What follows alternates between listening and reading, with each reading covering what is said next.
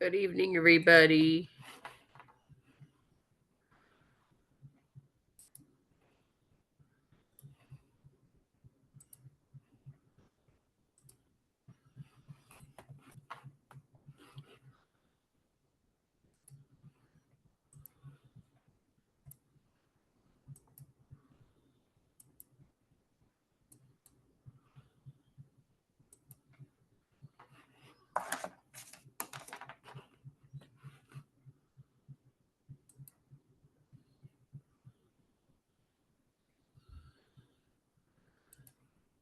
Everybody doing okay tonight?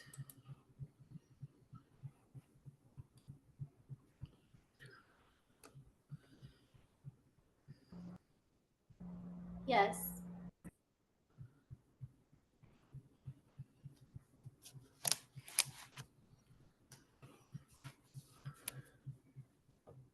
We'll wait about 2 minutes and let people log on.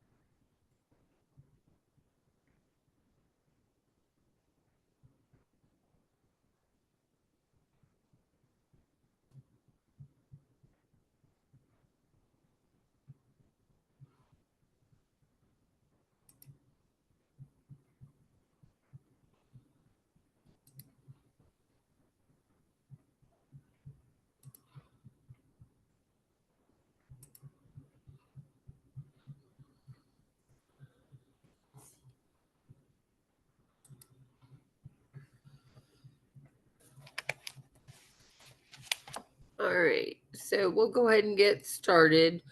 We are going to talk about childhood metabolic and endocrine disorders.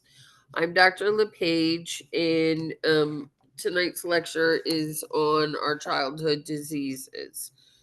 So, our objectives upon completion of this presentation, y'all should be able to identify the pathophysiology, etiology, and clinical features of phenylketonuria, dehydration, childhood obesity, and then vaccines.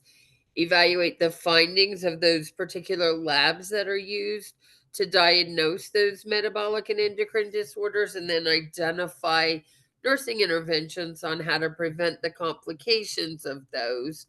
Also, identify the nurse's role in assisting with procedures, and then incorporate medication therapies to the treatment of those metabolic and endocrine disorders.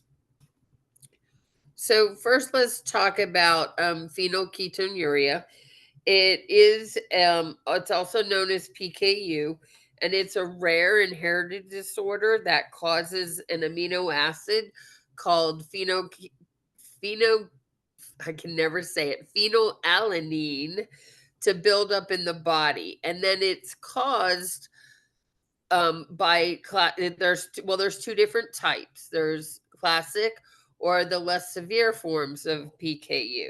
So what happens in phenylketonuria, the gene that helps create the enzymes, the phenylalanine enzymes, they're not able to break down that phenylalanine very well, and it winds up with a disorder. So without that particular enzyme to be break down, a dangerous buildup can occur, and then the especially when patients eat foods that contain PKU. So Those are proteins that we eat, and a lot of it is found in our artificial sweeteners. So a lot of things are being made with artificial sweeteners, the low fat diet kick, and then kids are eating all kinds of things that they shouldn't be, um, just because of where we live and the availability of it, and it's all easy. So it causes some real serious health problems, and these patients wind up having metabolic and endocrine disorders. So the etiology, it is an autosomal recessive trait. The parents can be the carriers, but not have active disease. It is cause, well, not cause, but it is seen in a lot of our racial and ethnic descents. So it is an autosomal recessive for that child. If the child carries it, both the mother and the father must have it, and then they pass it on to the child. But again, these parents can be carriers and not necessarily develop the disease. Having both parents with it is what causes it. Two parents must pass it on to the patient themselves. Um, it affects people most from all worldwide backgrounds, but in the United States, it's most commonly seen in European ancestry of populations of patients as well. Some clinical features, typically at birth, they are asymptomatic. When they are newborns, they may or may not do screenings, but those can have some false negatives. So, as the patients develop, these children start to develop some progressive developmental delays, and that's when it starts to get diagnosed. If it's undiagnosed, these patients tend to have vomiting, mousy odor. Oh gosh, I can't talk tonight. I'm so sorry. Mousy odor, and then their breath, eczema, seizures, and then basically when we start to see it is when they get to be school age and they start to develop some of those behavioral disorders. They start to have difficulty focusing, some cognitive skills are very delayed, and that's when they start to see it, when they start to socialize and be out in school, gets picked up, especially when they start to have those behavioral disorders. So some of these disorders can be not necessarily masked, but be diagnosed as ADHD when the behavioral problems are due to the phenylketonuria. Diagnose it, we do blood and urine tests. Newborns, they do screening by day 2. Pre-pregnancy or at birth, especially if the parents have a family history of it. And then genetic testing can identify it, or prenatal testing if they choose to do that with the parents. The newborn screenings will identify most of the causes if both parents have it. All 50 states in the United States do require that newborns be screened for it. But again, remember there's a lot of false negatives on it. So they may not, even though they're negative on it, they may not see it, any symptoms or development until they get older or in school age. If the infant or family history has PKU, the health provider may recommend screening for other family members as well. And then after the mom, if she decides to get pregnant again. Nursing interventions have to do with a lot of dietary education, and those foods that contain a lot of phenylalanine are actually some of your healthier foods, right? We tell people eat complex carbohydrates, which would be your wheats, your nuts, your legumes, your high protein foods, and then your foods that are low in phenylalanine are some of your vegetables, some specialty breads and cookies. Complications can cause irreversible brain damage, some marked intellectual disability for the patients, neurological problems, behavior, emotional, and social problems, especially because of those behavioral problems, and then may develop some major health and developmental problems along the way. As far as those neurological problems, these patients can develop seizures and tremors. The behavior and emotional problems can be in school. They may have some social issues and not, then as they grow up older, it could cause problems and lead to social isolation as well. Treatment and medications, we want to do high nutrients and low protein. So we want it is lifelong. So these patients do have this lifelong. There are a couple medications that they can take, Cuvan or Phalinacuc. Um, they help break down that phenylalanine. Sometimes vitamins and minerals can help. Some supplemental vitamins such as vitamin E and vitamin K. And then if the person is diagnosed, they definitely need to eat that special diet. Again, your high satiety, low protein foods is what's best for these patients. Some of your medications, that saproproterin, the Kuvan, it acts as a synthetic form of tetrahydroprotein, and it's going to enhance the residual activity of that phenylalanine to reduce the blood levels of the phenylalanine. It's classified as an enzyme cofactor, and if you can see, some of the common side effects are headache, nausea, diarrhea, abdominal pain, runny nose, cough, flushing, and then hyperactivity. That's not always good in a patient who's having behavioral problems to now be hyperactive. It is contraindicated in patients with hyperactivity disorder or any compound that could cause hyperactivity. So, definitely, we would want to educate these patients no caffeine and low caffeine in their diet. The Pegvalase is an enzyme substitution therapy that's going to metabolize that phenylalanine. So one is going to enhance the residual activity, and one actually enhances the metabolism of it.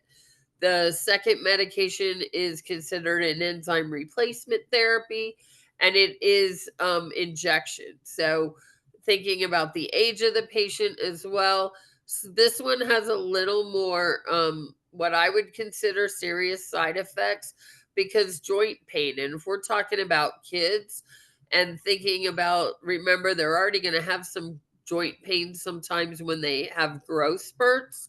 So it can be a little more debilitating if it's causing some of these side effects. There is more of a hypersensitivity reactions with this medication and can cause fatigue, nausea, a lot of CNS side effects. There have been history of anaphylaxis with this medication. So again, we want to um, use it in caution and definitely do a lot of good nursing interventions and assessments with monitoring these patients. Does anybody have any questions? Please, Professor, can you go slowly? Okay. The PowerPoints are posted. They were posted about an hour before we started. And yes, I can slow down. Sorry.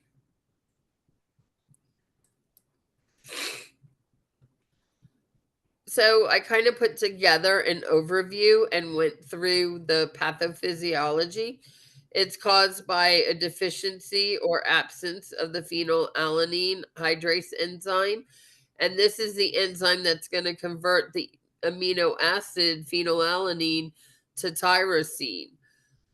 So again, amino acids or proteins turn into amino acids in the blood. So these patients are going to need a lower protein diet and not a high protein. Some of the complications can lead to neurotoxicity and developmental delays. The etiology is it is an autosomal recessive genetic disorder, and it's caused by mutations of that PAH gene in the body. Again, both parents must be carriers. Um, Clinical manifestations, again, they're often asymptomatic at birth, can develop some intellectual disabilities if untreated, and then a lot of those CNS problems, such as your seizures, behavioral problems, and then eczema. We see it a lot more in fair skin and blue eyed patients because of that decreased melanin. And then they can also have delayed developmental, they won't meet their Erickson stages of development and see delayed development. We diagnose it with the screening test. They're called the Guthrie test.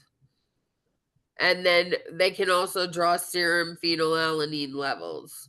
So typically greater than 20 milligrams per deciliter in that's what we'll see in the untreated patients with PKU. And then we may need to do some genetic testing. Treatment is going to be lifelong, and they're going to be put on a low phenylalanine diet.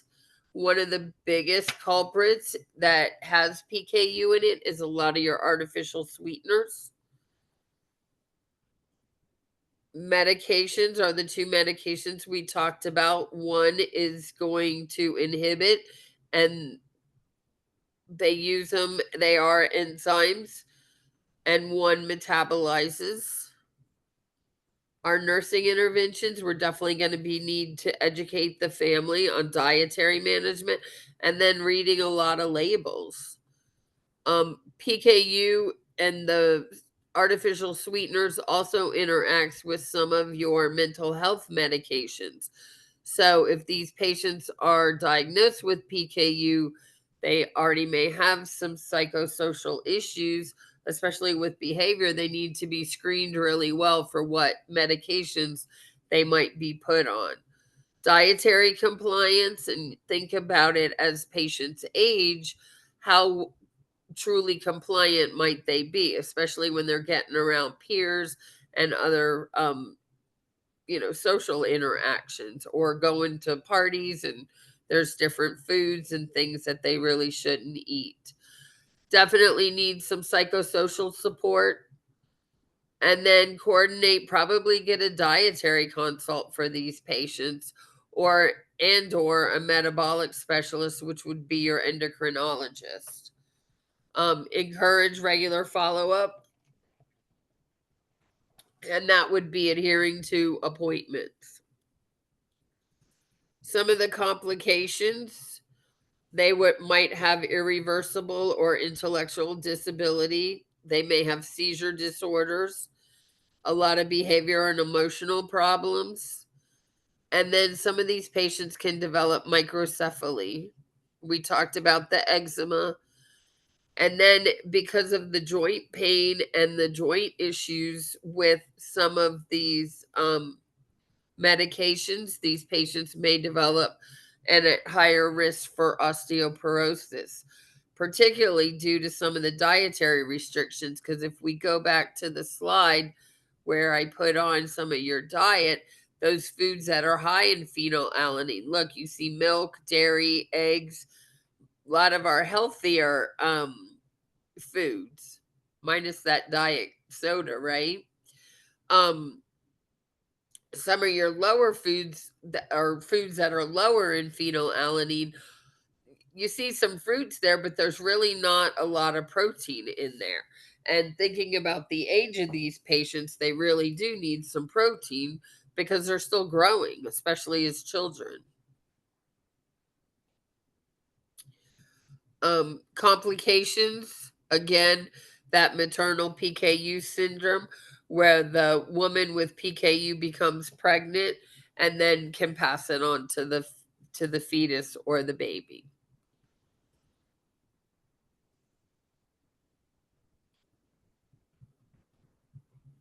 I posted the PowerPoint. I'm not sure. I didn't have a chance to see it. Where can I find it, please?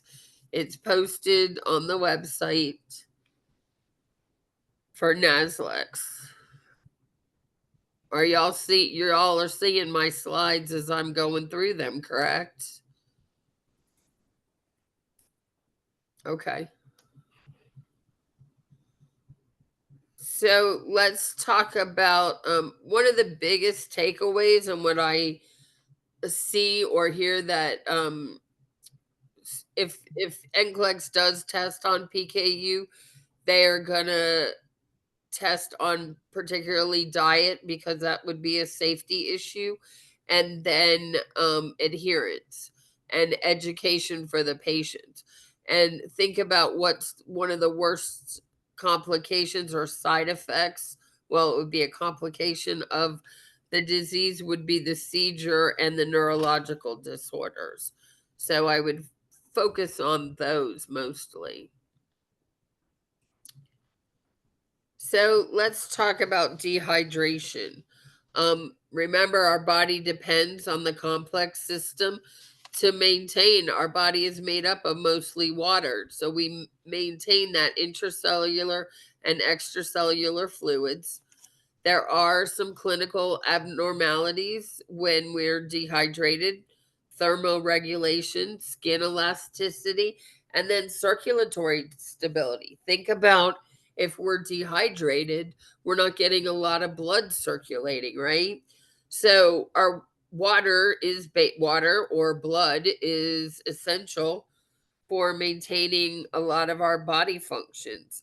The body is composed of 55 to 65% of water, and two-thirds of that is found intracellularly, while one-third of that is found extracellularly. So when we talk about adults and fluid overload, it's depending on where it is. Fluid overload, and kids can get fluid overload as well, especially our children with heart failure. But depending on where it is, whether it be intracellularly or extracellularly, we can have patients, kids who have liver problems can have ascites along with that liver problems, have extracellular fluid buildup and be fluid overload, but be dehydrated intracellularly. The body depends on that complex water system to of blood circulating and staying hydrated in order to maintain homeostasis. Some of the underlying causes of dehydration are going to be impaired thirst mechanisms, reduced renal ability, and then increased risk of fluid loss. So think about kids in the summertime. Right here in Georgia, it was 102 degrees today. So it was very hot. In the summertime, in the emergency room, we see a lot of patients, especially our football players, with dehydration, and a lot of our heat related complications because of that dehydration. So, keeping these patients hydrated is really key. One of the main treatment options is we need to find out the cause of that dehydration. Is it dehydration because they're out in the heat? What do we need to do for that? We need to bring them in. We need to hydrate them. We need to make sure that they're not going to heat stroke versus heat exhaustion. And why are they dehydrated? Remember, children can lose volume a lot quicker than an adult can. Diarrhea, vomiting, illnesses, viruses, sickness can all make them dehydrated as well. And then renal disorders. The etiology, that body water is lost. Remember, from pathophysiology, it's lost through the skin with sweating, it's lost through the lungs with respirations, it's lost through the kidneys with urination, and then the GI tract with stools. Multiple factors can contribute to dehydration. We talked about several of those: diarrhea, vomiting, even a fever in a child.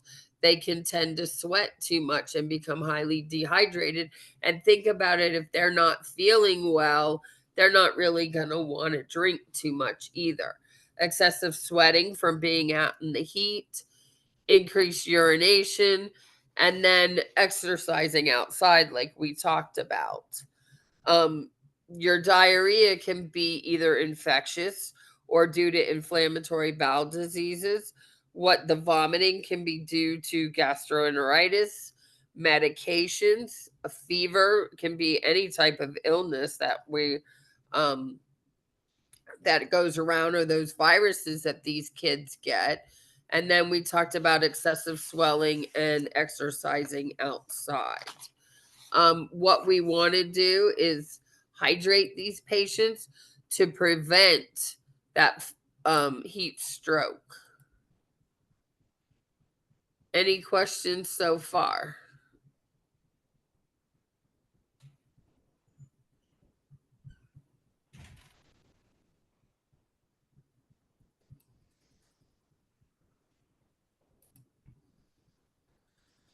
So, what are some clinical features of dehydration? We can start with those mild symptoms. And when we think about that, that's really when we want to start treating this patient, because we don't want them to become severely dehydrated. Once they're severely dehydrated, it's going to take a lot more fluid resuscitation to get them back to normal. So, some of our mild symptoms might be thirst, they might have some dry mouth, we might see a slight raise in the heart rate. So remember, your pediatric and your children's heart rate is going to be higher than your adults. We might see decreased urine output. They might be have normal behavior, they might be acting normal in that mild phase. They might have some slight decrease in tear production, which we're not really going to know that unless they start crying, right?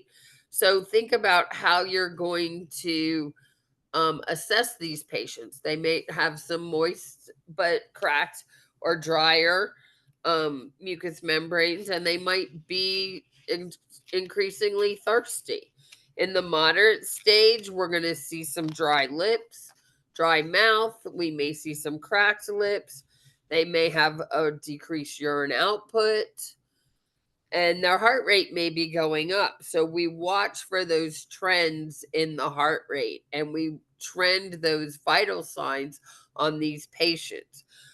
When they get to severe, we're behind the eight ball, so to speak. We have to do aggressive fluid resuscitation. Sometimes these patients may have no urine output for about 8 hours. What's the normal urine output per hour? 60 cc. How many? 30 60. per hour. 30? Thir- It's 60 30. cc. Ain't it 30 mLs? 30 it, mils per hour. it's 30 to 50. So 30 is the low end, but we're looking for 30. And when we're assessing or evaluating, we want to make sure they're getting at least 30 mLs per hour of output.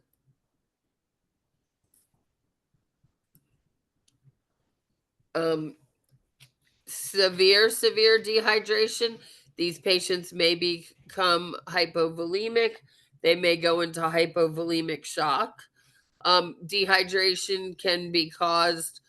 I remember years ago when I still lived in Florida, there was a lady that lived in her a retirement community, and she went at 2 o'clock in the morning to go pick up her granddaughter from the airport. And this retirement community had cameras and the security gate, and the security guard remembered that she left. Well, she never made it to the airport to pick up the granddaughter. And this was in South Florida, so it's hot. Of course, it was in the summertime.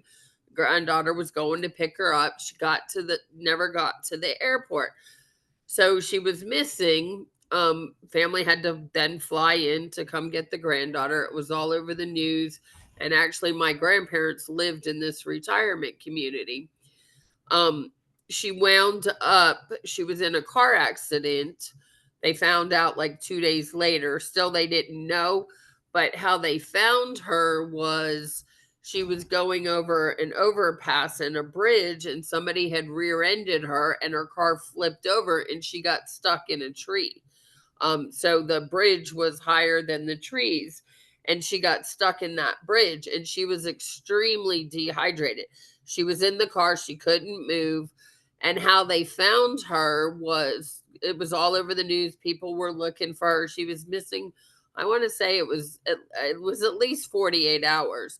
But think about, she's an older lady.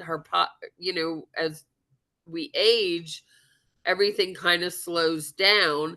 She was extremely dehydrated. It was extremely hot in the summertime, and they wound up, some workers that started fixing the bridge wound up looking over the bridge and seeing the car stuck in the trees. So this patient was extremely dehydrated. She had been out there for 48 to 72 hours. She did live, but it required extensive fluid resuscitation to bring this lady back. So she was in hypovolemic shock. I remember them reporting that she had very low blood pressure and very low heart rate. So if she wasn't found, she was pretty lucky she was found in that time, or she might have passed away. But think about the other types of assessments that we do. We look at skin turgor. We look for tenting. We look for if they're going into hypovolemic shock, these patients are not going to have a good peripheral. We're not going to be able to get a pulse ox. We're not going to be able to get good peripheral pulses or palpate those pulses. So we may not even be able to get a blood pressure on these patients. So we really need to think about assessing other things as well. Look at skin color. She's probably going to be very pale as well. And think about our children. They lose fluid very quickly. Any questions so far? Is that better? I'm slowing down a little.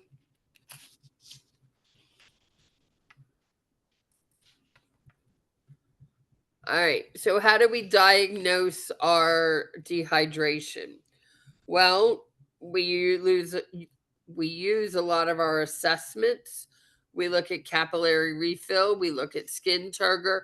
We look at our respiratory patterns. These patients are going to have difficulty or change in respirations because their body is trying to compensate. We look at blood tests. What particular test might we look at in our serum blood test to see dehydration?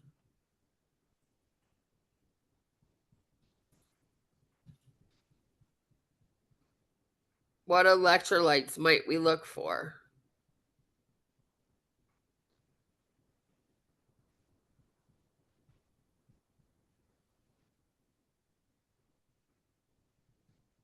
Nobody's going to interact tonight. Oh, good. Sodium, potassium, absolutely. Sodium, potassium, yep. Bun.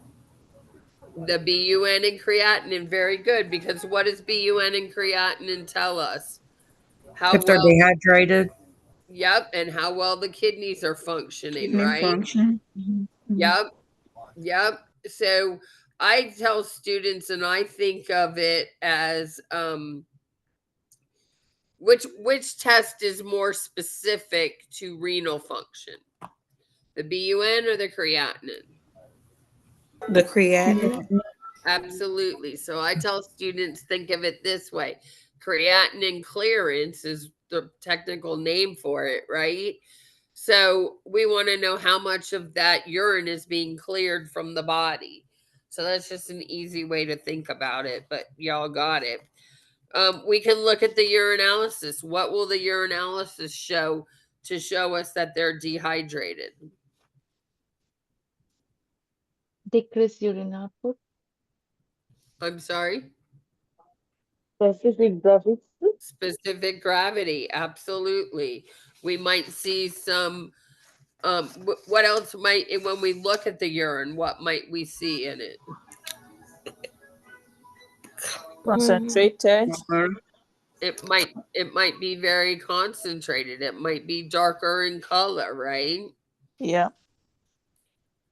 We might see some sediment in it as well. So, talked about our nursing interventions for dehydration. Fluid deficits, you can see adolescents and infants and the amount, the percentage of what they lose, and then they're considered mild. So 5% in adolescents is not a lot. When we're talking about 15%, now they're severely dehydrated. So compare that to an adult, that's not really a lot. Your mild dehydration, when they start to show signs at 3%, is typically minimal findings, but they may be slightly dry mucous membranes, increased thirst. You might, maybe notice they only went to the bathroom once in the past, 6 hours. And as we progress with the percentages, you can see that those symptoms get worse. It's definitely worth monitoring these patients to make sure that they're staying hydrated. You definitely don't want them to develop that mottled skin and then to lead to a coma. So treatment, if we talking about mild to moderate dehydration, we're going to do that oral rehydration, Gatorades, water. Definitely want to stay away from caffeine. And the reason being, caffeine is a natural diuretic and can also dehydrate patients. If they're severely dehydrated, we need to get them IV fluids because we don't want them drinking something if they're lethargic. Electrolyte and acid base corrections might need to be. We might need to give them potassium in that IV bag. We want to treat those underlying causes. So, what do we treat diarrhea, vomiting, diabetes, and sepsis with? We treat all of that with fluids, right? We want to build up that intracellular fluid and that fluid volume so that it can circulate the blood to keep the heart going. Diuretic induced dehydration, they may need to have those diuretics changed. Don't forget our children with heart failure, they're on diuretics because we have some children with congenital heart defects and heart failure as well. A lot of our caffeinated drinks can also dehydrate patients. So if they're not drinking very well, actually, too, a trick is to dilute the juice that we give kids and add water to it just naturally. I know when my kids were little, I did that anyway, just because of the sugar content. I didn't want them having so much sugar. We may need those IV fluids. What's the best IV fluid for fluid resuscitation? What type of IV fluid do we administer? Normal. Lactate gas. I'm sorry? Normal. Lactate gas. Normal saline, absolutely. We might need some normal saline with potassium as well. I'm sorry, I'm looking at the chat here. You're taking NCLEX tomorrow? So I'm kind of adding tips in here, trying to correlate stuff with the content. I can point it out more so for you. Try to. Lactated ringers, they may need some lactated ringers. Yes, I mean that's not an incorrect answer. The first answer choice would always be normal saline. if it's hypovolemia due to blood loss, due to trauma, and our kids do have trauma, we would use lactated ringers. But for dehydration in children as a medical issue, we typically go with normal saline.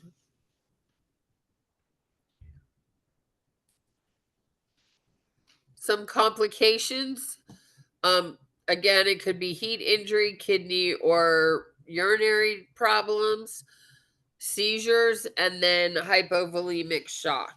We definitely want to prevent that hypovolemic shock, because once they're in that shock state, again, we're far behind and we're having to treat now a multi-system problem versus, well, circulation is multi-system to begin with. But once those patients develop shock and hypovolemic shock, it's going to be a lot harder to treat them, because now we're dealing with blood pressure problems as well, and could have cardiac arrhythmias and then heart problems as well.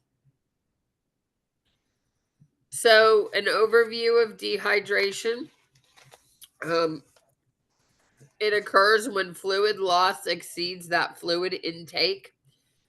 It triggers those osmoreceptors in the hypothalamus, again, that brain and nervous system, leading to ADH release and water reabsorption. I'm sorry, not the brain, the kidneys. ADH increases water reabsorption in the renal collecting ducts and then causes that vasoconstriction to help maintain that blood pressure. The etiology is the inadequate fluid intake. Again, could be due to heat. It could be due to fluid loss. It could be due to diarrhea, vomiting, fever, sweating, illnesses. Don't forget our children who wind up in DKA and being diagnosed with diabetes as well. What's the first line of treatment for them? Would be fluids. Our clinical features, that thirst, dry mouth, fatigue, and then it just progresses to that decreased urination to no urination. They could have dark urine to then no urine as well. Dry skin to dry mucous membranes to cracked and bleeding mucous membranes. And the most severe could lead to confusion, seizures, and then coma. We diagnose with some lab tests, a good assessment and physical assessment. And when we're talking about our assessment, don't forget your skin turgor, your capillary refill, assessing and also I'm listening to the patient and also inspecting those mucous membranes, the nail beds, and the fingers to look for blue or decreased circulation.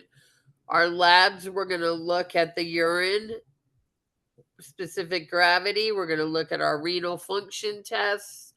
We're going to look at the color of the urine as well and how much is in there. Treatments, again, is going to start with we always start with the least invasive, especially if they're mild to moderate. We're going to start with that oral rehydration, water, electrolyte drinks. You might even dilute some of those sports drinks. Again, like we said, avoid that full strength juice. Definitely avoid caffeine, and alcohol too dehydrates. Nursing interventions, encourage regular fluid intake. Make sure that they're drinking if they're out in the heat, especially in the summertime. Monitor their urine output, their vital signs, their blood pressure, their heart rate. Because remember, as patients tend to become more dehydrated and more hypovolemic, their blood pressure is going to decrease and their heart rate is going to increase. Definitely, again, monitor those capillary refills, neurological status, and then frequently our lab values. And then your complications could develop hyponatremia or seizures, cerebral edema, orthostatic hypotension, shock, and then kidney disorders. Any questions on dehydration?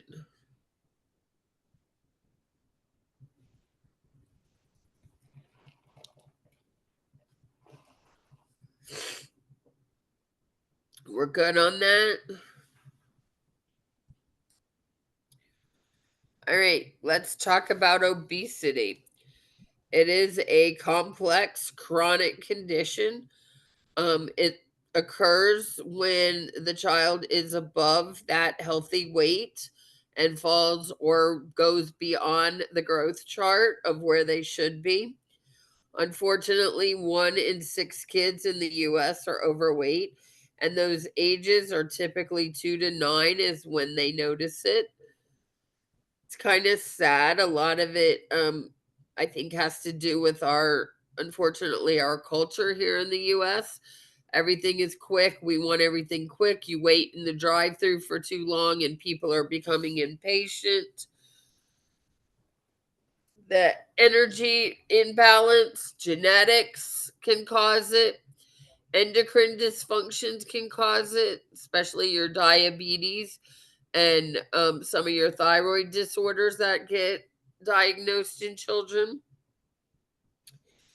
Inflammation, and especially depending around the abdomen, where they tend to develop those fat deposits. And then lifestyle and environmental factors.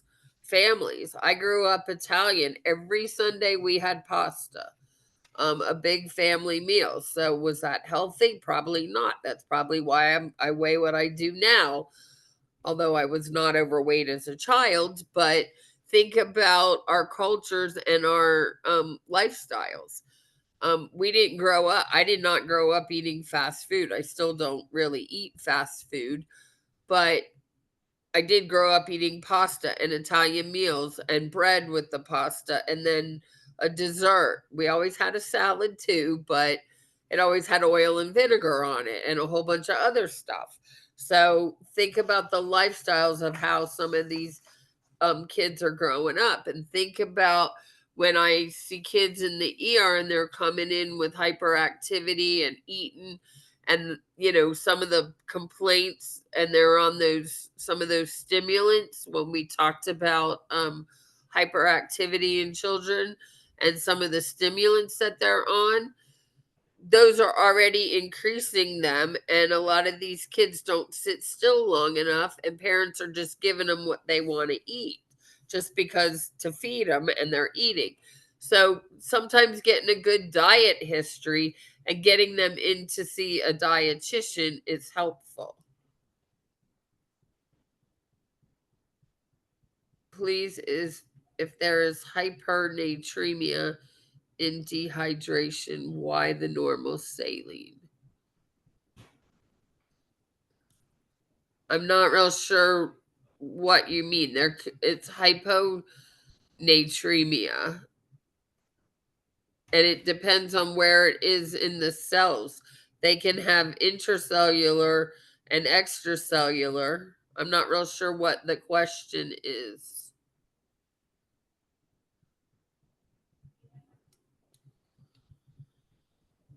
So, what are some clinical features? Insulin, non-insulin dependent diabetes. Again, with children, we see the insulin dependent. They could have some cardiovascular problems. Patients with asthma that are on corticosteroids. Think about the corticosteroids are going to increase their appetite. A lot of these children develop obstructive sleep apnea, hypertension. I've seen lots of kids in the ER with, I wouldn't say lots, but I've seen more than what I have in years prior with elevated cholesterol levels that then develops to that hepatic steatosis. Kids can develop reflux disease. And then think about the psychosocial issues that go along with childhood obesity and, bullying and all of that goes along with it as well. Some of our comorbid health conditions, the metabolic syndrome, again, your diabetes. I talked about cholesterol, hypertension, that hepatic steatosis. We've seen people younger and younger getting gallstones. And some of the studies show that it's due to diet. Asthma, if they're not able to exercise, if they're diagnosed with asthma, that could be a problem. And then also being on those steroids. And then your sleep apnea, they could develop orthopedic complications. They're not going to be able to run or move around like somebody else. And then polycystic ovarian disease that can lead to sterility as well. And then that obesity can follow them into adulthood, leading to more psychosocial problems and then some of our eating disorders. And then along with the psychosocial is going to be our academic performance, and that would fall under psychosocial as well.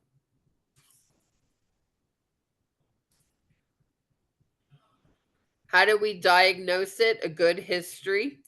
Sometimes doing those labs, looking at the growth charts, looking at the scales, getting a good BMI, looking at what's normal, overweight, and obese.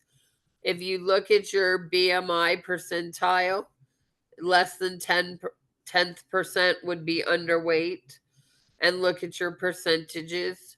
What are some labs we can do to test for obesity?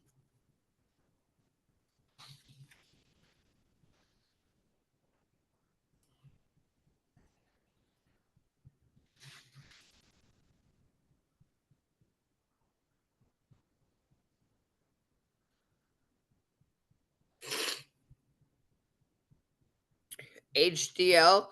Would we start with cholesterol? What would be one of the first labs we might draw or I evaluate?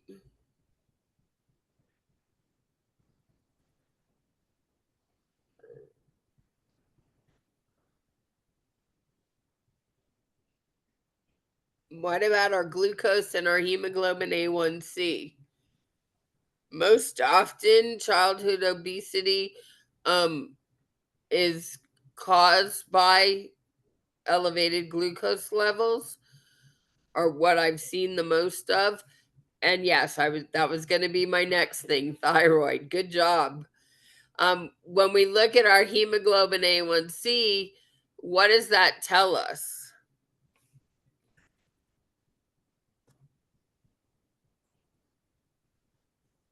Ain't this for diabetes? Hemoglobin A1C, yes. It is your hemoglobin A1C is going to give you a range of what the blood glucose has been at or around the previous 3 months. So it's kind of 3 months out. We do look at liver enzymes. We do look at thyroid disorders because those can be diagnosed in children. We do look at cholesterol levels.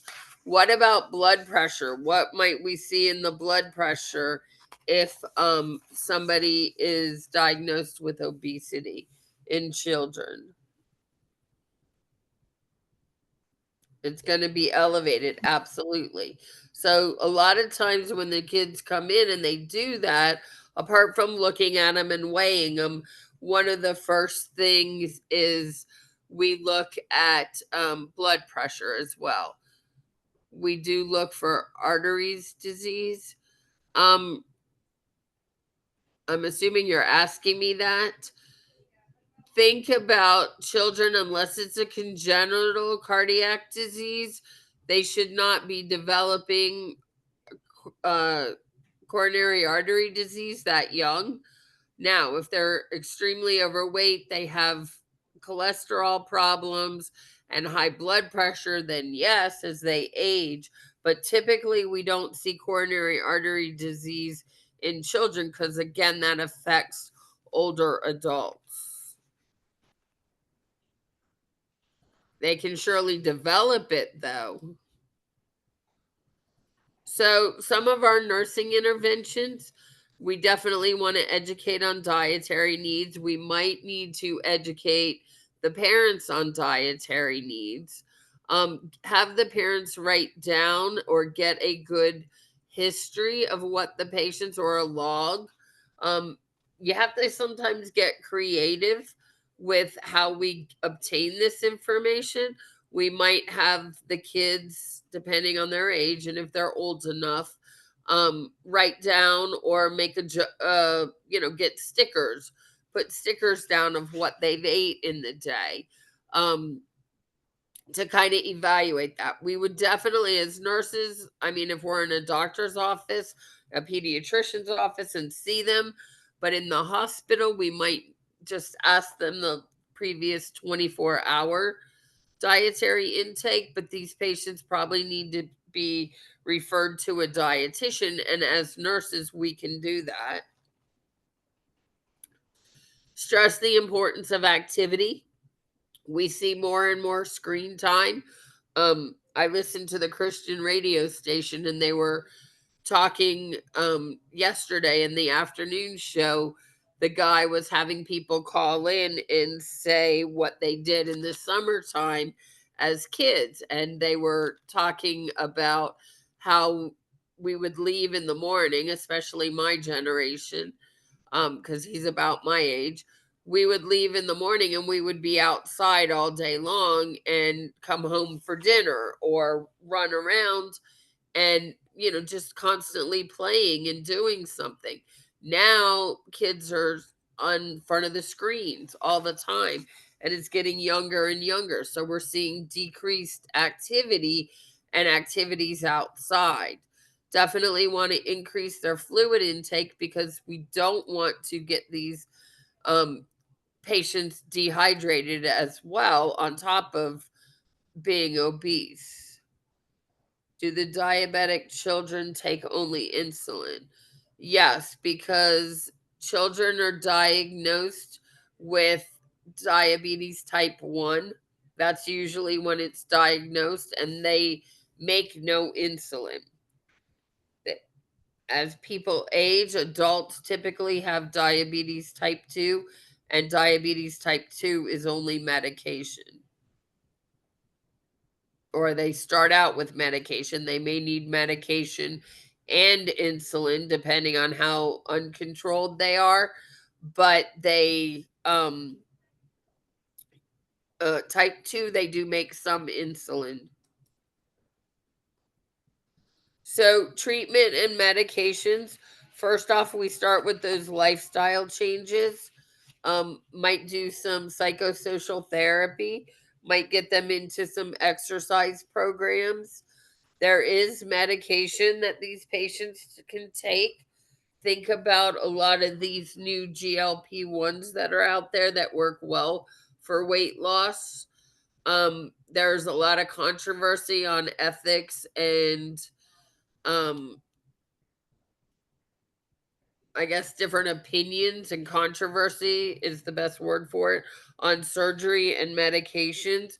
We typically start with those lifestyle changes, behavioral modifications, and then doing a lot of food teaching and education and introducing new foods to these patients. The medications are typically not prescribed for kids younger than 12 years old. And surgery, again, I guess it depends on how old. I've never seen a child have a bariatric surgery. However, I've never worked in that area, and I don't work in a complete children's hospital. We do see children in the emergency room in an emergency basis, but if they need more treatment, they get transferred to the children's hospital in downtown. So I won't say that surgery's not done, but again, definitely not on anybody younger than 12 years old. Complications of that childhood obesity, we've talked about some of these: high blood pressure, cholesterol problems, insulin issues, diabetes, fatty liver disease. They can develop asthma because, again, those lungs are muscles, right? If we're not using those muscles, we're having problems. They can develop obstructive sleep apnea, polycystic ovarian syndrome that can lead to sterility. They can have depression, a lot of psychosocial problems, joint pain, and then they can develop heart disease as well. When we talk about our psychosocial issues, they can be isolated from friends groups or being the cool kids. A lot of bullying can take place for these kids, leading to a lot of low self-esteem, and unfortunately they can lead to some suicidal tendencies, which is really horrible to think about. And again, kids younger and younger are having complications and mental health issues.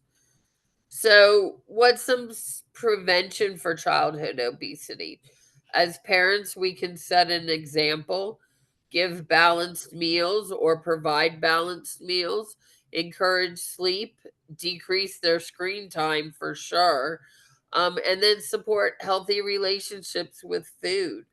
I know when I had my first child, he's almost 30 now, but I was like, okay, he's not having any sugar, no sugar. I did really well. I was really healthy. I made a lot of the food that he ate. I was really good with it. And then when he got into pre-K, you go to school, they have parties, they have cakes, they have cookies. He thought he was in heaven because he got to eat all the stuff that I wouldn't give him.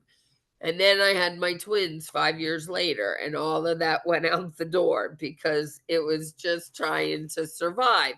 I did cook and I did, eat healthy for them as well. But, and I did cook dinner every night and make balanced meals, but I would let them eat fast food, and probably more so than I did my older son. Looking back now, my son is an athlete and my twins are both healthy and eat healthy food as well. So my early training of them setting that example worked. Give them healthy snacks, when we're giving them foods that, am I on? Sorry, my daughter had to come in and say hello. I apologize. Um, Giving them healthy snacks and sending the healthy snacks to school can be helpful too. So sometimes just educating and spending time with the parents, getting them to the dietitians and the psychologists as well. Where I come from, young kids can't take anything if not sweet. So they eat a lot of sweets.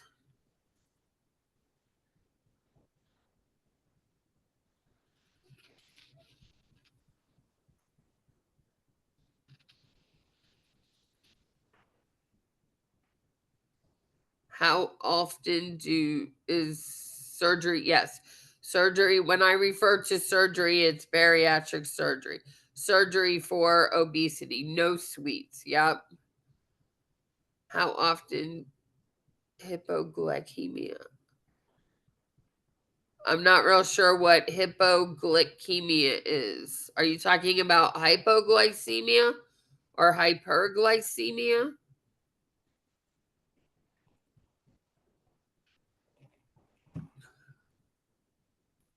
Yes.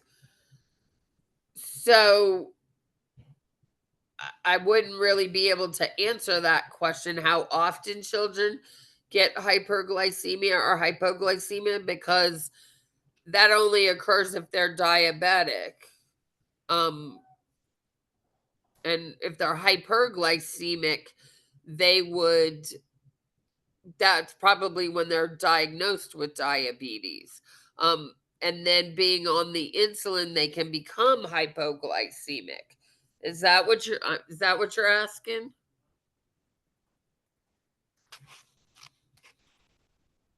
Yes. Okay.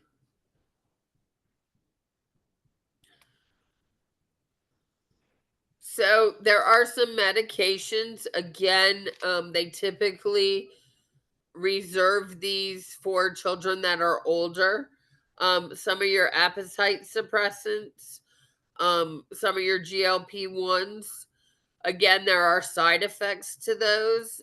Your GLP-1s, particularly the GI upset and nausea, vomiting.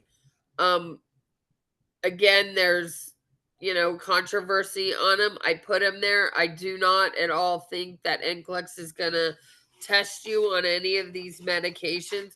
I put them there to kind of give you the full picture of what obesity is and how we treat it, but I do not think NCLEX is going to test you on the particular medications. What if they do discuss obesity with children? It's going to be more so diet modification and how do we assess it and what labs and what are some of the complications, which would be your diabetes, your cholesterol, your hypertension. And then as they age, it could lead into coronary artery diseases. Does that make sense?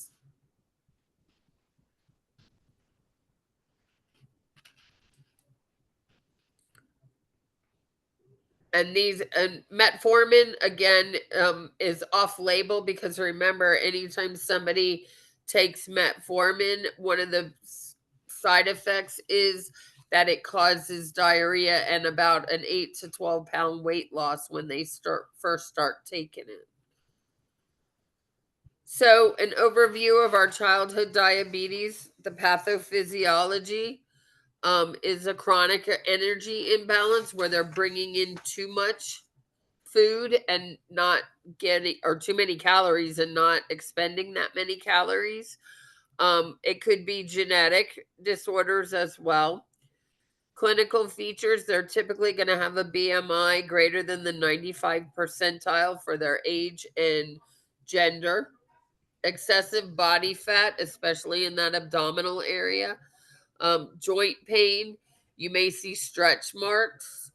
These patients may not come in with complications of that diabetes, but they may come in with some of those emotional issues or depression, and then they get diagnosed with it as well. Diagnostics, we look at the BMI, the height and the weight. We look at their percentile categories, and then some of our serum blood work. We said the hemoglobin A1C, the liver enzymes, lipid profile, glucose levels, and then especially blood glucose screenings as well. I'm sorry, blood pressure. Nursing interventions, again, a lot of education, try and encourage exercise, some behavioral support, get them to a dietitian if we can, and then monitor for any comorbidities and treat those. And the nursing interventions would then be geared towards whatever comorbidities they have. Does anybody have any questions on those?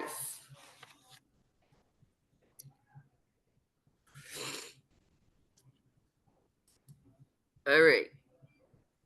Again, we talked about complications, prevention, and then I put in here, I found this interesting article on recommended screen time, and I don't think NCLEX will test you on this either, but it is just some information. Less than 2 years old, they should avoid screens. 2 to 5 should be less than an hour a day. And there are some good stuff out there. I have 2 great nephews that are 4 and 6. Now, the 4-year-old always wants the phone because he wants to be watching a movie, which I talked to my niece about that, but I'm not the parent. But there are some good shows as well that can be educational, but getting them involved in doing things, you can make, just have to get creative sometimes. Comorbidities. Are you asking what comorbidities are?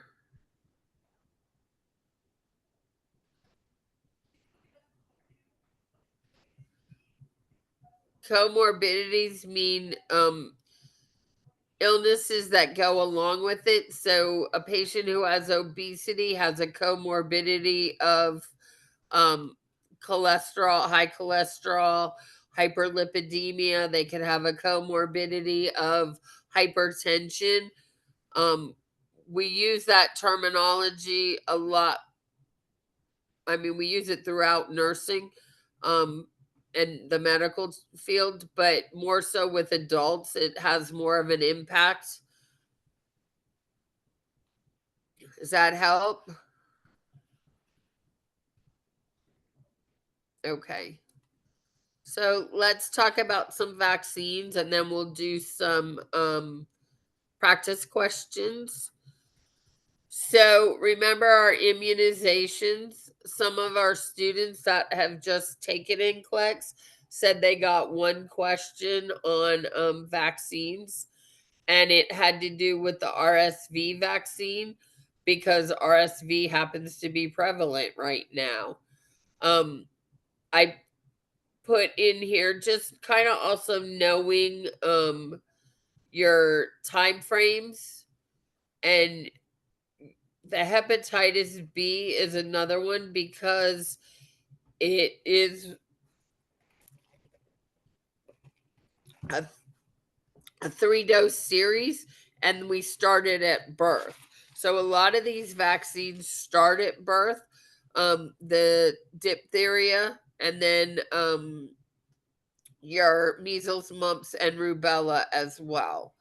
COVID-19, again, there's controversy and ethical stuff that goes along with that. That's a personal issue. They're not making it for kids.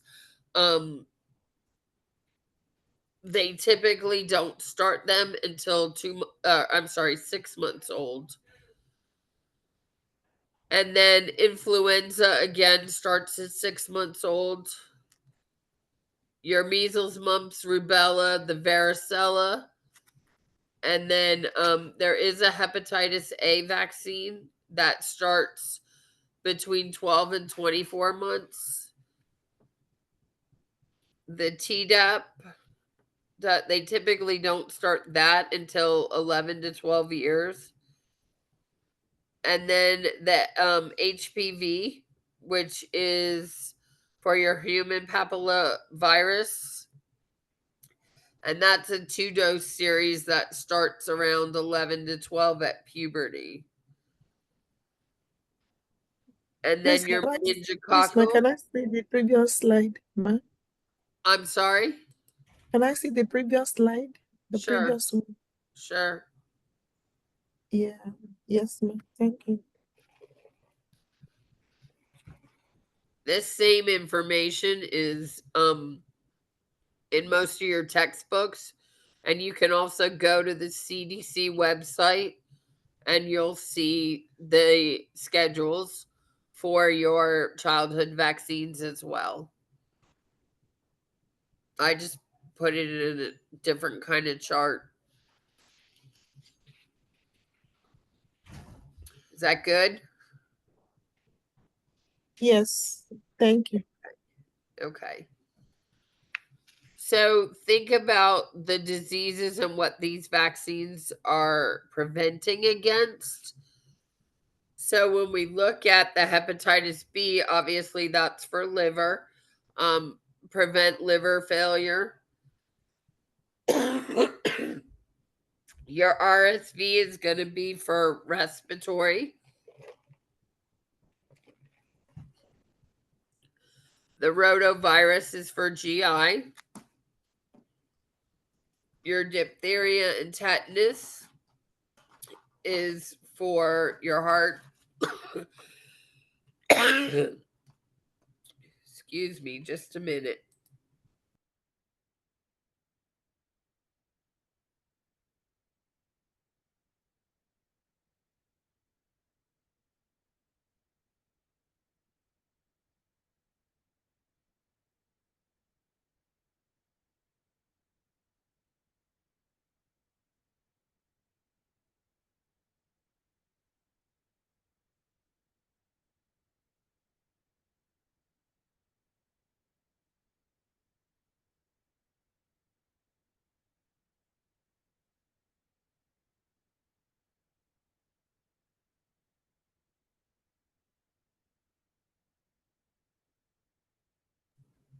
I'm sorry, y'all.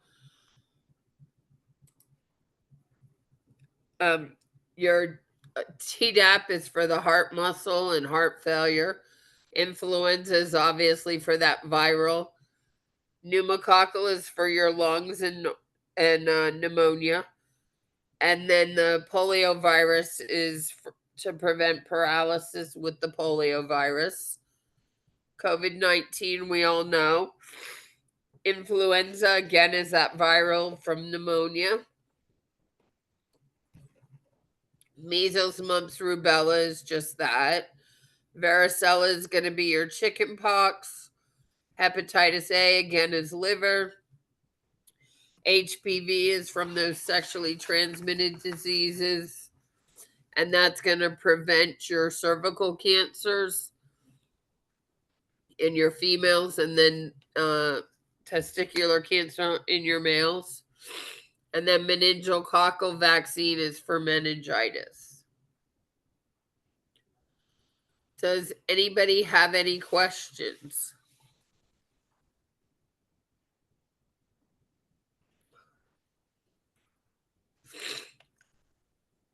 Y'all want to do some practice questions?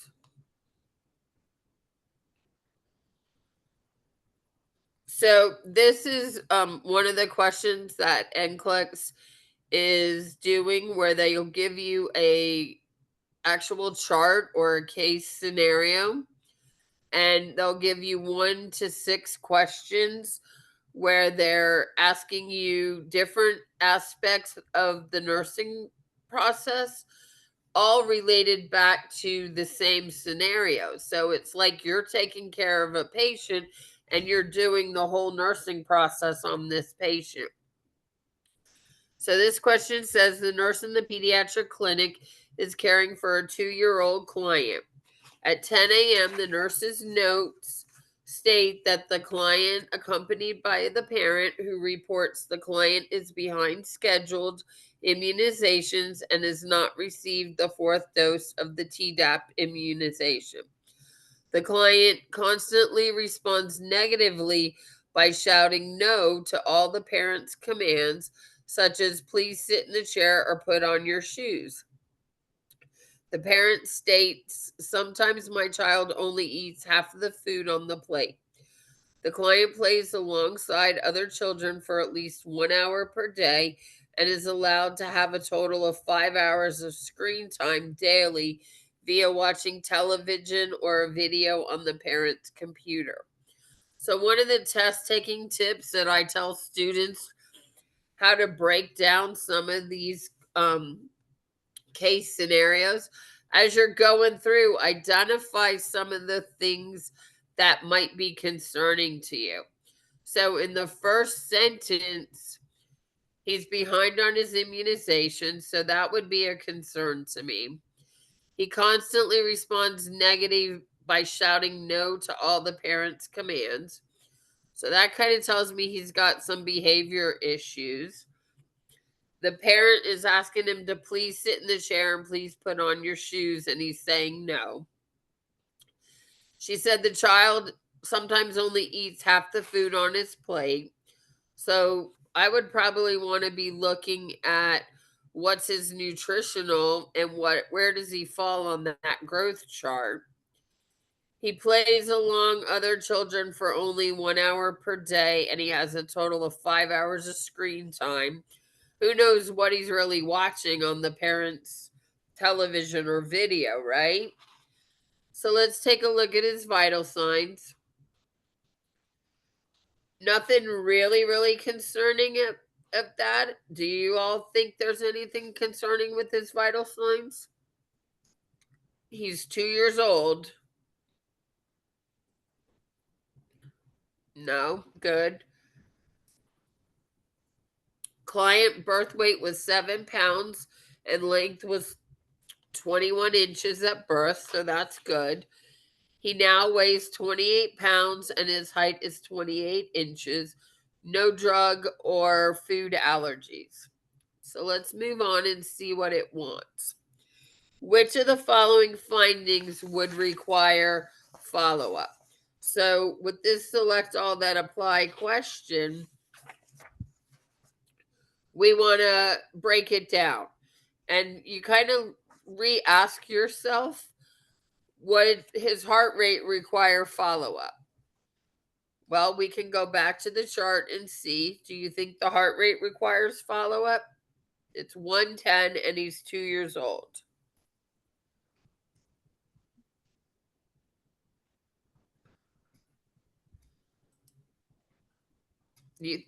No, you don't think it? Okay.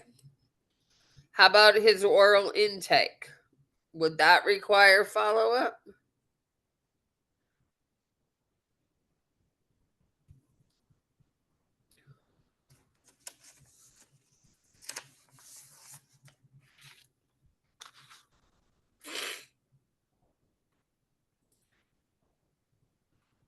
Okay. What about the screen time? It's more than the required. Yep, it is. So far we got oral intake and screen time requires follow-up. Do his respirations require follow-up? No. He was 30, right? That's normal. How about height and weight? We go back to that. He was 28 pounds and 28 inches now. Is that concerning? Yes. Yeah, right? Because he was 21 inches 2 years ago. He should be growing, right? So far we have B, C, and E. What about his immunization status? Yeah, it's concerning. That's concerning. What about shouting no to his parents all the time? I think for 2 years old, it will be okay. Yep. Yeah. Yep. What's the first word they learn at 2? No. Right? So we've come up with oral intake, screen time, height and weight, and immunizations. Those are all the concerning things. And I agree with that. And those are all the correct answers. Anybody have anything different or think anything different?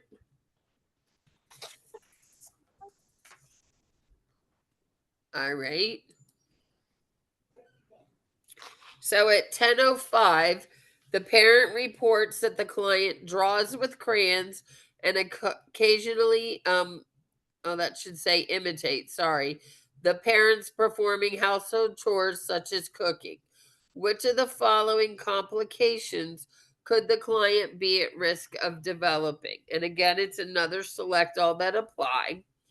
So ask yourself, could this child be at risk for developing obesity?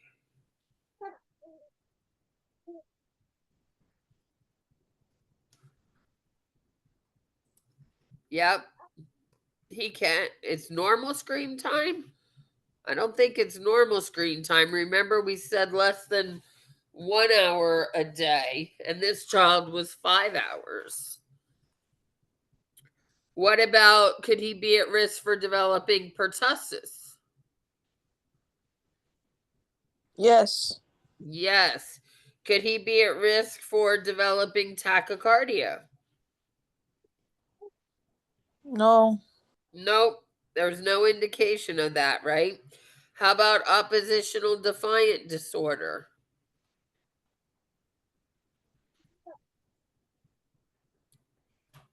There's no indication of that. And how about delayed fine motor skill development? No. No, because, whoops, I lost my screen. Sorry.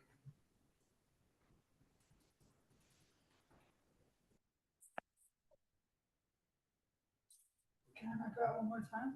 Go real quick. Sorry, y'all, I lost my screen.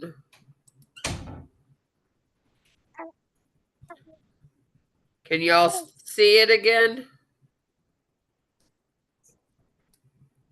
Yes. Okay.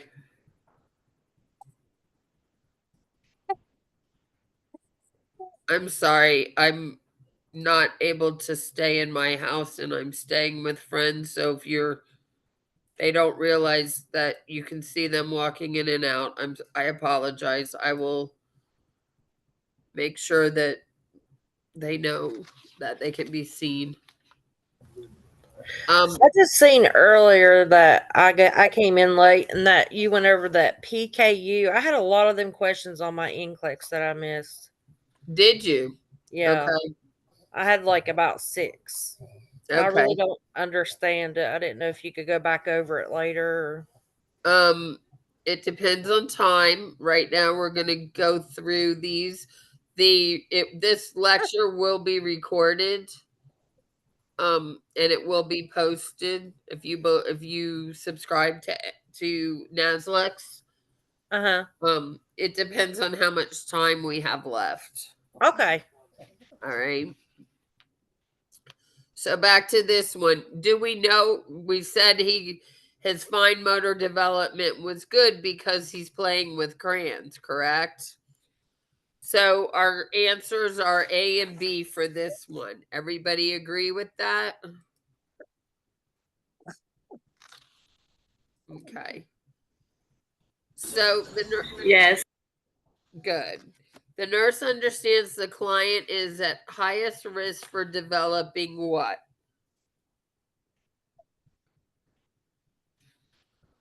Obesity. Obesity, absolutely.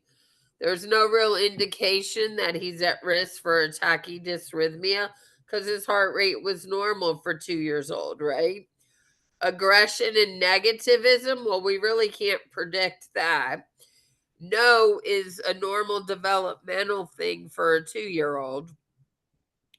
And he doesn't show any signs of delayed motor skill because they mentioned that he's been sitting at the table coloring with crayons, and that requires fine motor skills. So you see how what we know is normal for this child is then what we apply to the context or the question. How do you get the fact that he's going to be obese? I'm sorry? How are you find, because of the screen time watching television or on the computer for 5 I'm not hours? here. There's a lot of background noise. I'm not hearing what your question was. Okay, my question is, how are you getting that he may be obese because of his video time on the computer and TV? That's how you're figuring out that he's going to be obese later on? Well, it's asking is what he's at risk for. Oh, at risk. We're not Okay. predicting it. Okay, So if you go back to the scenario when we were uh-huh. going through and talking about some of the things that concern us, we said what Uh-huh. concerns us is that he only eats half the food on his plate. It doesn't really say what it is. He plays alongside children for 1 hour per day. He's on the screen a lot. His weight and his growth, he's not growing, so he could be at risk for, or he's short and he's gained weight, so he could be at risk for obesity. And when you're looking at these questions, out of this, he could be so when we're talking about risk for, he's not at risk for tachycardia. So when we're going through these, I'm kind of giving you the reasons why some of the other ones are incorrect. So that's really important as well, so you can rationalize through. And when you're practicing NCLEX questions, you should be reading the rationale for the correct and the incorrect answers. So, like this one, which of the following complications could the client be at risk for developing? So, we said obesity because of the screen time, because of the poor nutrition that we're seeing. We said he could be at risk for pertussis because he's not immunized. We said he's not at risk for tachycardia because we recognize and evaluate by the information given that his heart rate is 110 And we know that that's a normal heart rate for a 2-year-old. We know that we can't predict oppositional defiant disorder, but he does, in the scenario, it does say that he says no all the time. Every time the parents tells him to do or asks him to do something or asks him a question, but he's 2 years old. So we know by Erickson's developmental stage that that's a normal thing for a 2-year-old to do. So also then the delayed fine motor skills. Well, if you look at the second nurse's note, it says he draws with crayons and occasionally imitates his parents performing household chores such as cooking. Those require, we're evaluating that scenario, and we know that those take fine motor skills to complete, so he's not at risk for a delayed fine motor skill. Does that make sense? So I have a question, like the screen time. It said like 1 hour. I mean, I was basing it even on my kids, and it was saying that he was allowed the 5 hours total. So I thought the 1 hour is not that bad, but it doesn't specify, like it says it's too much, but it doesn't specify how much they're supposed to have. So I guess that's a personal a personal choice. So 1 to 5 hours, but this question itself is saying, what is he at risk for? So if he's at risk for, if he's getting more screen time than he is, physical activity, that could place him at risk. So be careful of those words of the questions. And I always tell students, think of the high and low normals. And this is kind of 1 hour is on the low end and 5 hours is on the high end, right? So if it's 5 hours, but if you think about that, 5 hours is a lot because kids are in school. Then they're supposed to sleep at least 8 to 10 hours, especially a 2-year-old. 5 hours or, Well, that's no, it says 1 hour per day. So that's what I was thinking. Okay, well, 1 hour is not bad. But I guess for a 2-year-old. right. But no, this question says he's 5 hours of screen time daily. He's Is 1 hour outside or no, 1 it hour. says children for at least 1 hour per day and is allowed to have, total of 5 hours. But that's what I'm saying. I was basing it on the parents are over there saying that it's okay. I don't know. You go against them because of the screen time then? Or tell them, I guess teach them. Well, I'm not going against them, but if you look at the CDC and what stuff tells you, I mean, I think we're getting really caught up in this question. It's at risk for. So, um yeah, I mean, again, it's a personal question, or a personal opinion. Like my great nephew, he's on the screen all the time. We get on the golf cart and go to the park, and he wants to sit on the phone, and my niece lets him. So, do I agree with it? No, but I might coax him to come do something else. But as a nurse, we can just educate and say, this is what's recommended. This question's just saying this child is at risk. And what are the cues that we as nurses recognize from that scenario that's going to place him at risk for obesity? Well, if he's not eating right, if he's not getting enough exercise and getting more sedentary time, that's what I'm basing it on. I mean, yeah, 1 to 5 hours per day, but still, you know, I don't know. You're asking me a hard question that I can't answer right now because it's like it's not an all or nothing answer choice. Does that make sense at least? Yes, I looked into it. Thank you.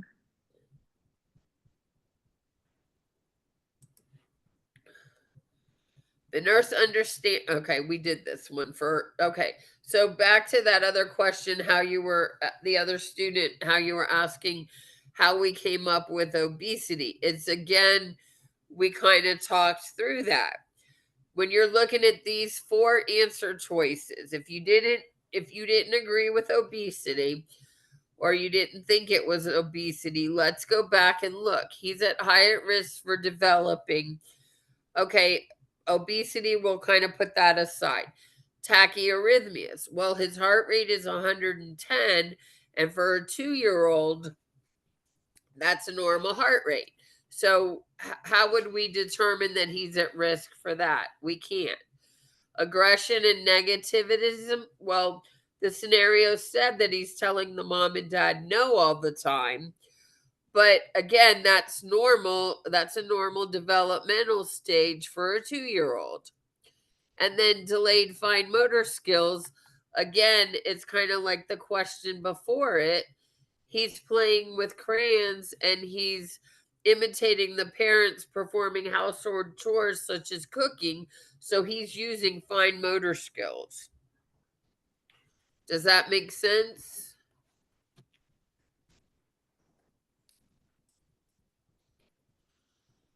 So for each statement made by the nurse, click to specify. So if you were actually in NCLEX, you would actually click on appropriate or inappropriate and it would show up. So for each statement made by the nurse, click to specify if the statement is appropriate or not appropriate. The nurse is preparing educational materials for the client and the parent. So the parent says, I will prepare and administer a dose of Tdap vaccine. I'm sorry, what the nurse is saying. I will prepare and administer a dose of the Tdap vaccine for your child. Is that appropriate or inappropriate? Appropriate. Appropriate. Yep. Allow your child to watch television or videos for a maximum of 2 hours per day. Inappropriate. Not appropriate. It should be 1 hour. Right, because he's 2 years old. There has been a decline in infectious diseases because of the use of immunizations for preventable diseases. Appropriate. Yep, you're absolutely correct. Notify the pediatrician if your child continues to shout no for the next 6 months, holds his breast, or violently kicks the feet. Not appropriate. Yeah, because we know you're correct. So the first one, preparing the Tdap is appropriate. Allowing the child to watch television or videos for 2 hours is inappropriate because for 2 years old, it's a recommended 1 hour. And then infectious diseases have declined, so that's appropriate because of immunizations. And then notifying the physician. Well, what is the physician going to do? Number one. And number two, saying no is appropriate for a 2-year-old. It may even last into 3 years old, right? So those are correct. For each action listed, click to specify if the action is indicated or not indicated for the care of the client. So ask the parent if the client has had a reaction to vaccine. Is that indicated or not indicated? Indicated. Yes. Indicated. Yes, it's indicated. Tell the parent that autism spectrum disorder is a risk after receiving the Tdap vaccine. Not indicated. Yeah, because it's not a risk. That's incorrect information. Remind the parent that the 4th dose of the Tdap vaccine will provide lifelong immunity for tetanus. Not indicated. Not indicated. Not indicated. Because they don't. They need it how often after that? Once annually. Annually. How often? Don't let me get the lie. I thought it was Annually. is it once a year or once every 3 years? The TDAP, once Mhm. they get it, it's gonna be it's 10 we It's we one tell in patients 10 years. 10 years without an incident. So if they step on a rusty nail, then they need the TDAP sooner. Um, it's every 10 years if they don't, yeah, it's every 10 years. Reassure the parent that the client playing alongside other children as expected behaviors of toddlers. It's Yes. it's indicated. That's appropriate. Absolutely. Yep. We want them to get along, right? For each statement made by the parent, click to specify whether the statement indicates an understanding or no understanding of the teaching provided. I can expect my child to play beside but not with other children. That's Understanding. understanding because they play beside. Yep. It's understanding. I will allow my child to watch television for only 2 hours per day. No understanding. Right.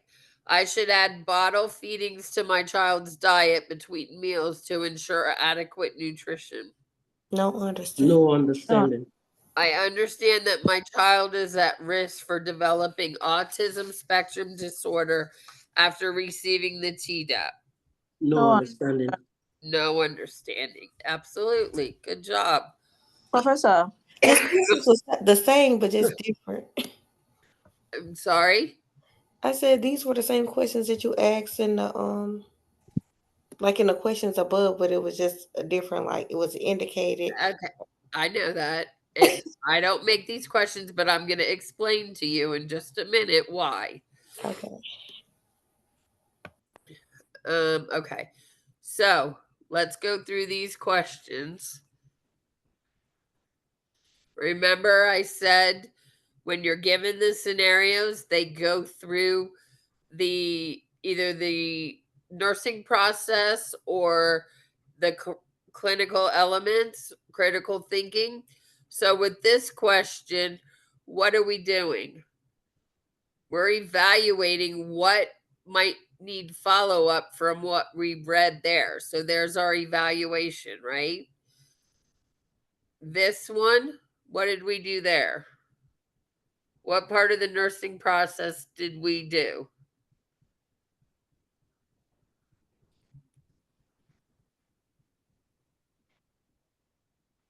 Diagnosis.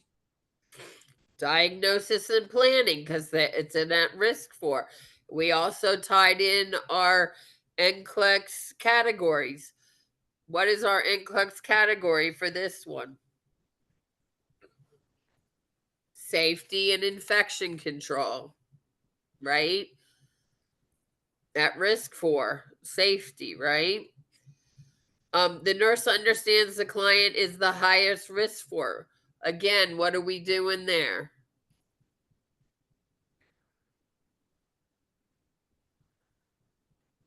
We're Diagnosis. recognizing cues. Recognizing cues. Yeah. We're diagnosing. What about here? We're taking action because we're educating.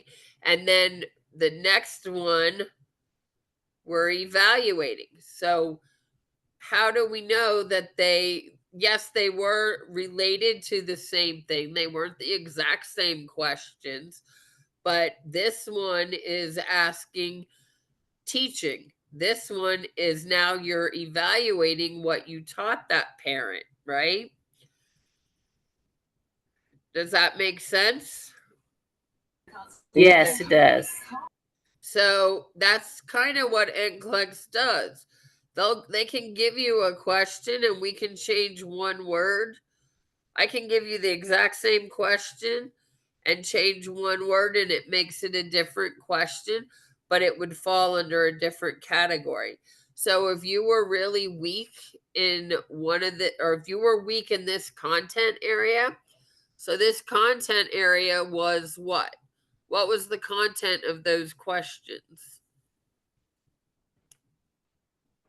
Or the concepts?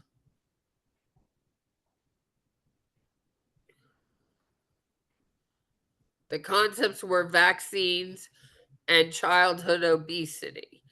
So if you were weak in that area and you were hovering on that passing line, they would give you different type questions related to the same content, but asking different things such as evaluation, intervention, taking action, recognizing cues. Does that make sense? Yes.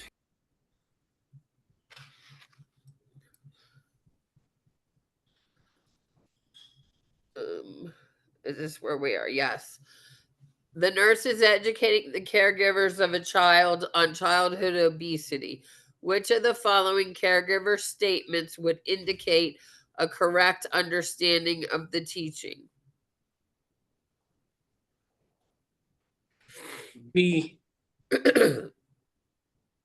B, absolutely. My child can skip meals regularly when not hungry to maintain weight. That's incorrect information, right? We know, especially children, should not be skipping meals. We will ensure the child sleeps no longer than 7 hours each night. Well, what's the recommended time that patients or anybody should sleep? 8 hours. For children, it's actually 9 to 12 hours. And then we will remove television from our child's bedroom.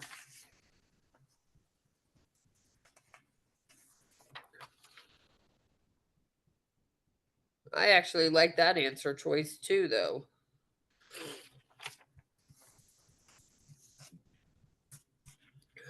I'll have to ask them about this, but I kind of like that answer choice too, because kids really shouldn't have a television in their bedroom. But let's pretend that that says I will not remove the television from our child's room. That's incorrect. They shouldn't have televisions in their room, They right? shouldn't have television, but that I think that has nothing to do with the obesity, but that we take care of maybe sleeping pattern for them to be able to sleep. Yep, you're right. That's true. It may not have anything to do.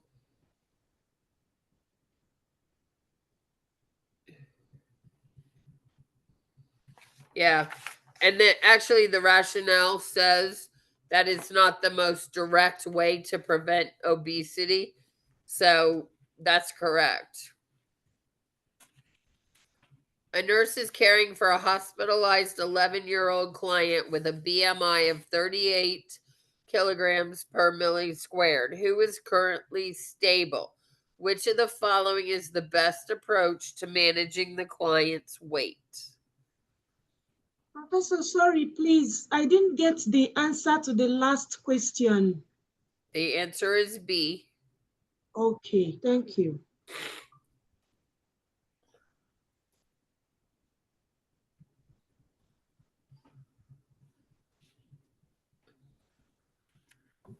C.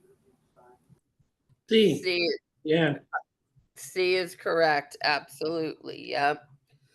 Again, limit carbohydrates in the client's diet. Well, that's not specific. We want to limit simple carbohydrates, but it doesn't say simple carbohydrates, right? A well balanced diet does include carbohydrates, and that's what we want to give an 11-year-old child, a well balanced. Remove the television from the client's room. Again, that's not the most direct approach to managing the client's weight. Encourage to participate in game activities with peers. That would be it because they're getting up and they're moving. Educate, and that's also tying in the cognitive to the child as well. And bariatric surgery, there's no real need for bariatric surgery or indication for an 11-year-old because remember, any of that type of stuff would be 12 and older. A nurse is providing dietary education to the caregivers of a child diagnosed with PKU. Which of the following diets are appropriate for the child? And so this is a select all that applies. So how I approach this is I would ask myself, is low carbohydrate diet good for PKU or correct for a patient with PKU?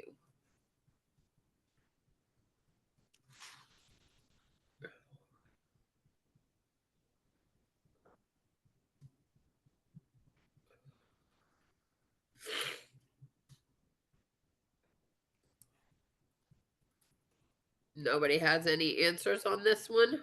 Is it not like high carbohydrate, high protein, and low fat? Well, it's high carbohydrates and low protein. High protein. Right. It's low protein. So it's a high carbohydrate and low protein diet. So what this question is asking is basically it wants you to know what is the diet for a PKU patient, but you're applying what you know. So what is 3 and 4? What is it? It should be 3 and 4. High carbohydrate and high protein. Yes, you are correct. It's 3 and 4. High carbohydrate and fresh fruit. High carbohydrates and fresh fruit, low protein. Yep.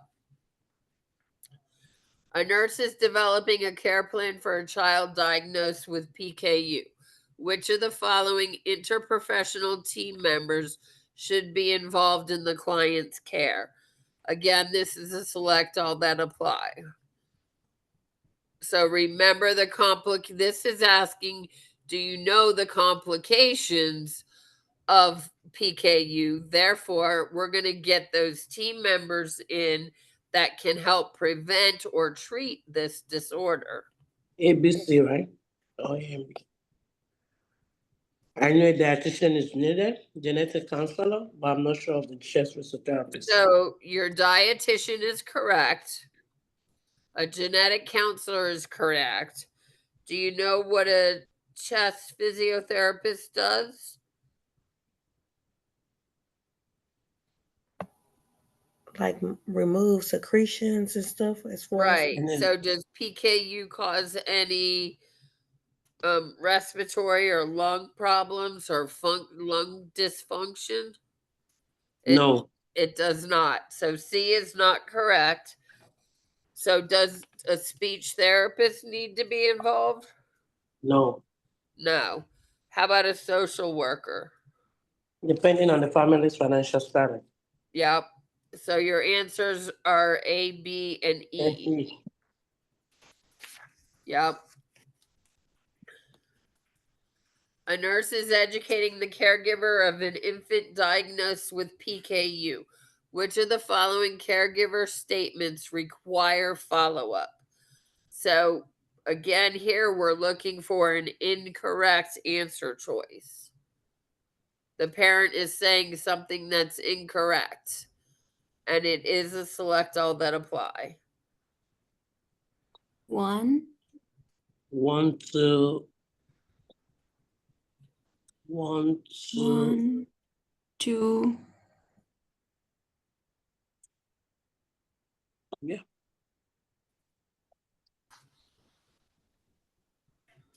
So the wrong statement is what we are looking for. 1 and 2. Yep. Is a lifelong. Yeah. Yeah, 1 and 2. Yep. You are correct. It's 1 and 2. It is so 3 and 4, the rationales. 3, that is correct. It is a lifelong condition that requires regular follow-up. They can feed their baby foods rich in tyrosine because tyrosine has nothing to do with PKU. All my other children should be tested for the disease after birth. No, they should be tested for the condition to ensure there's no other further issues as well. And before birth, if she's having other children. The nurse is teaching the parents of a 3-year-old child who has diarrhea but is not dehydrated. Which of the following information should the nurse include? So this question is asking you, what are you going to do as the nurse to prevent dehydration? B. B. Good. B. Yeah. Yep. So he's got diarrhea, but he's not dehydrated. We're not going to withhold food from this child. So A is incorrect. We don't want to give him just juice and tea until the diarrhea is resolved because he's 3 years old, right? Feed your child bananas, rice, applesauce, and toast until the diarrhea has resolved.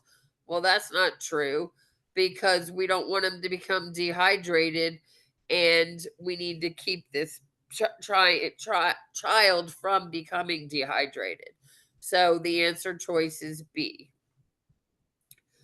A nurse is assessing a 6-month-old child who missed his second dose of Tdap.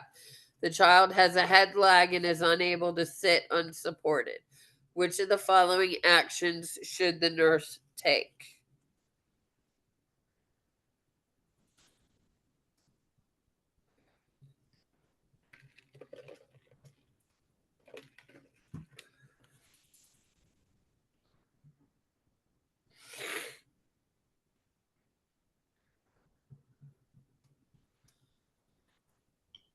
E. What is it? So he's 6 months old. He's missed a dose of Tdap. Developmentally, he has a head lag. He's 6 months old. Is that normal? No. No. It's not normal for a 6-month-old. Can a 6-month-old hold their head up and sit unsupported? They can sit unsupported. Of course, they have to be supported. But head lag, I'm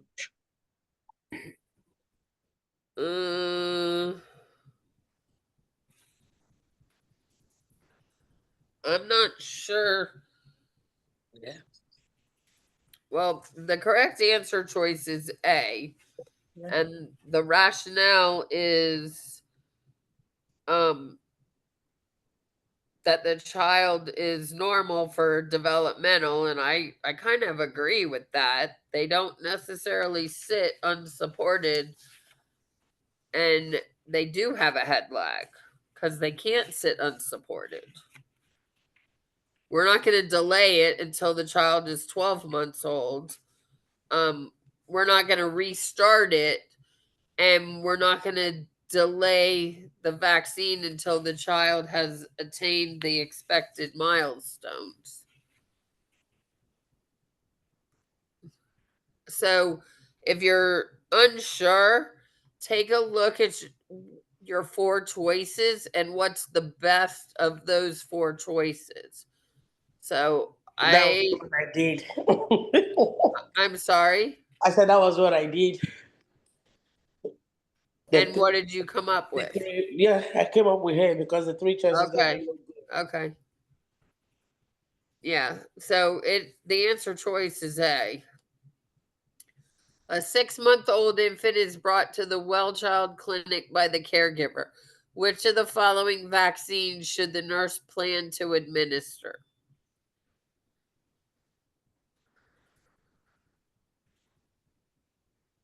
So, what do 6 months old, what are they more prone to? Are they prone to rotavirus? Yes, but And what's the time period for that? but you're supposed to get that early in infancy though. The rotavirus, like when they're like little babies, I believe.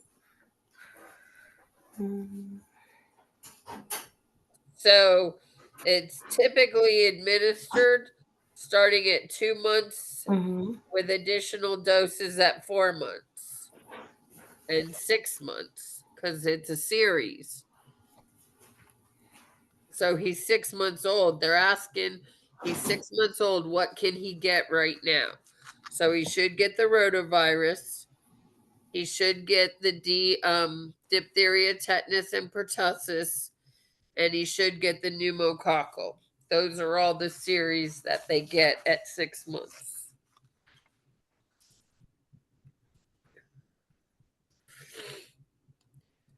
A nurse is preparing to administer the varicella vaccine to a group of clients.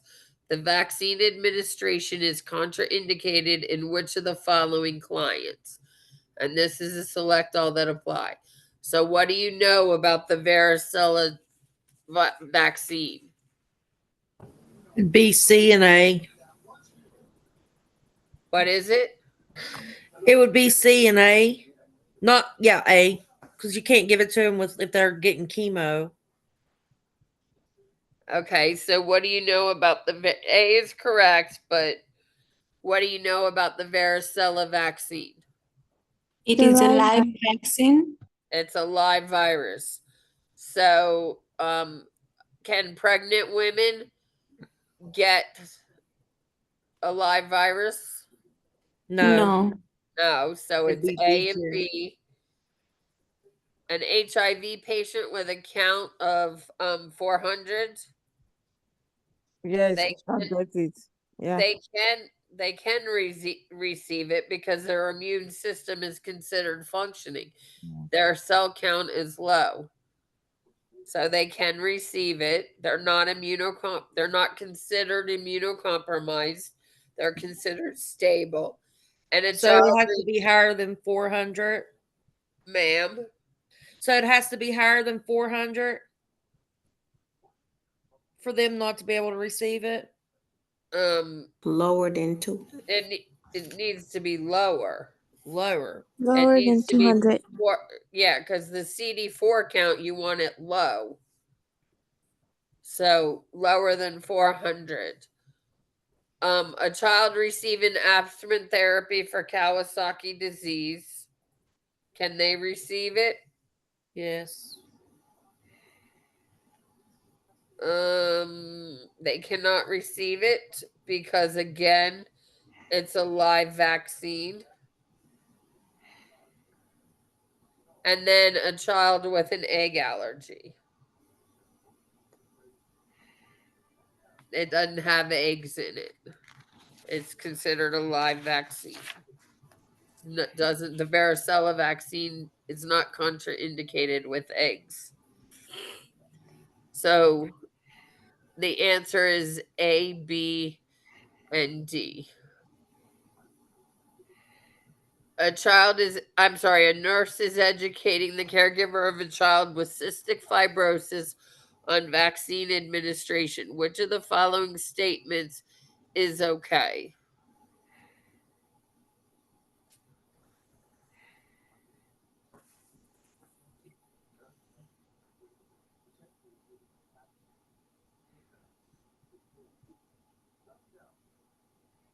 C. C. Yep. Cystic fibrosis patients, they're the ones they're completely immunocompromised, or they're not immunocompromised that way, but it affects the respiratory, GI, so they need to get all of their vaccines.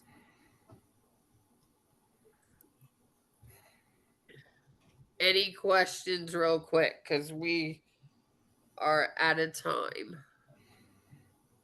So when do you come back on again to tutor? I'm on twice a week. I'm on next week.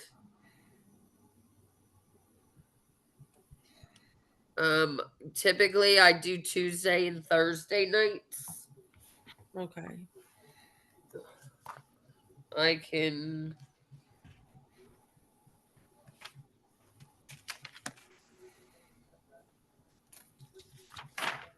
my next session is I'm actually Wednesday and Thursday next week. What time do you start? Tonight I felt like I was off tonight, y'all. I'm sorry. Wednesday I'm at 7 and Thursday I'm at 9. Okay.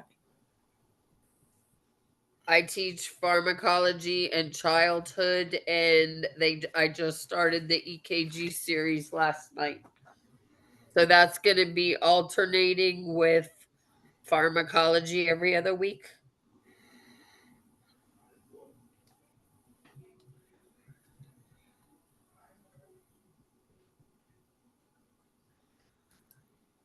All right. Well, I hope you guys have a good night. I'm sorry I felt like I was kind of off tonight, but I hope it helped you. Thank you. Good night. Good night.